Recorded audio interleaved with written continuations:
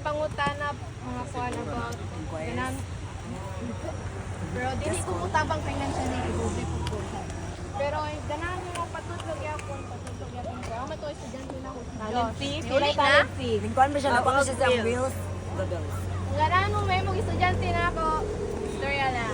Dalapangot mo na. Dalapangot niya mo. Okay, sige. From? Bara na ba? Hi guys, my name is Fred, fresh grad of Bachelor of Science in Nursing.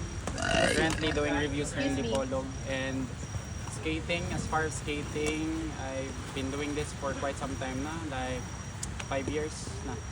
5 years sa quad and 1 year sa inline back in when I was 14 years old sa Cebu. And kuan, I live in Sindangan. Hobbies na ko is going to skate and swimming.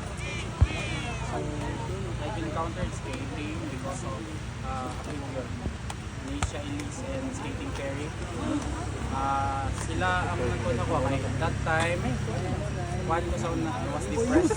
Oh my God! I was depressed and kita ng video niya. Dito solo lang. Yeah. So if you have Dodo!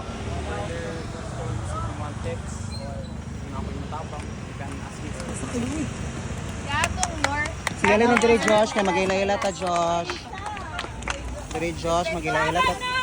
Yaw ka, paminaw mo ba? Respetuhan niyo si Fred kay siya ra ba tong nurse sa grupo. Salamat, nurse! Sige na, ikaw na Josh.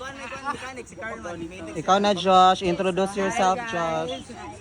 Buenos dias.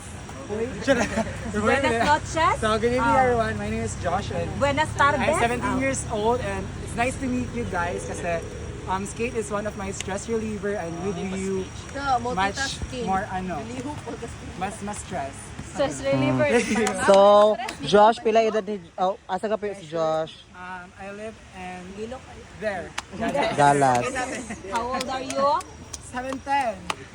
Wadak na, 25 na. You like Totoo siya, your 25 po. Do you do artistic skating, ramp skating, trail skating, regular skating? Sleep skating. Figure out what currently you're still figuring out. Patudlo po mo nila